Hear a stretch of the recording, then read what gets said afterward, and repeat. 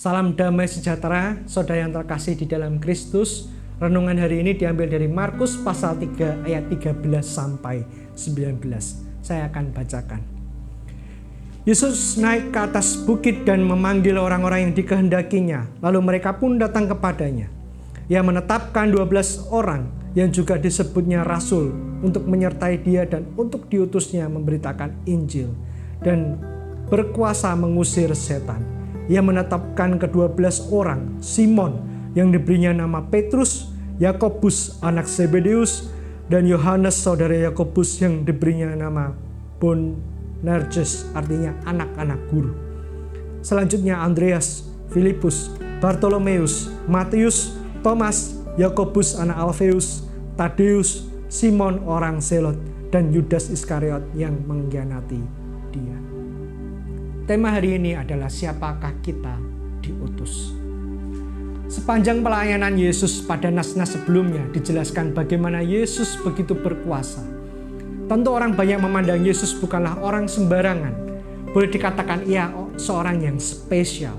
Maka lumrahnya apabila memilih murid tentunya seharusnya juga bukan yang biasa-biasa saja, melainkan juga yang spesial. Yesus telah turun ke dunia dan ia melayani banyak orang dengan kuasa. Namun ia tidak akan berada di dunia secara fisik selamanya dan akan kembali kepada Bapa. Maka Yesus memanggil 12 orang yang akan menjadi muridnya. Pekerjaannya akan diteruskan oleh orang-orang yang telah dipilihnya. Namun ia tidak melakukan hal ini dengan cara yang lazim. Terlebih dulu, Yesus naik ke atas bukit untuk berdoa kepada Bapanya. Menurut kesaksian Lukas pasal 6 ayat 12, bahkan sampai semalaman. Setelah berdoa sepanjang malam, barulah ia memilih 12 murid dari sekian banyak orang yang berkumpul di sana. Dan ke-12 murid yang terpilih bukanlah orang-orang yang hebat dan terpelajar, yang berasal dari keluarga kaya atau terpandang pada masa itu. Latar belakang hidup mereka pun berbeda satu dengan yang lain. Beberapa berprofesi sebagai nelayan, ada yang berprofesi sebagai pemungut cukai, bahkan seorang zelotis atau paramiliter di zaman itu, seperti Simon dan juga Yudas Iskariot. Jika dinalar secara normal, seharusnya Yesus memilih murid yang juga sepintar dan secerdas dia soal agama, seperti beberapa orang Farisi yang mungkin setuju dengan pandangannya. Namun tidak demikian, Yesus memilih orang-orang biasa.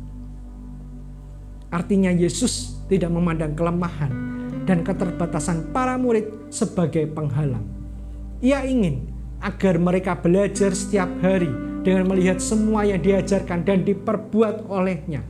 Melalui pengalaman hidup bersama, mereka telah diajar dan dipersiapkan untuk memberitakan Injil Kerajaan Allah serta mengusir setan. Yesus ingin menunjukkan bahwa Allah dapat dimuliakan oleh siapa saja, bahkan orang-orang biasa seperti mereka. Respons ke-12 orang itu adalah mengikut Yesus meskipun belum tahu rintangan apa yang akan mereka hadapi. Mereka bersedia meninggalkan pekerjaan utama demi mengikut Yesus. Dengan rendah hati, mereka mau mengikuti Yesus karena mereka percaya bahwa Yesus adalah guru yang agung. Panggilan kita sebagai murid Yesus juga sama. Namun siapakah kita untuk diutus olehnya? Tentu dengan kerendahan hati kita sadar betul keterbatasan dan kelemahan kita. Namun hal itu seharusnya tidak menjadi penghalang untuk menjadi murid dan meneladan Dia. Seperti Yesus yang memberi teladan sebelum memilih ke-12 murid dengan berdoa terlebih dahulu. Kiranya kita pun melakukan hal yang sama. Mari datang kepada Allah, dengarkan Dia berbicara, lalu tanyakan kemana Ia ingin mengutus kita.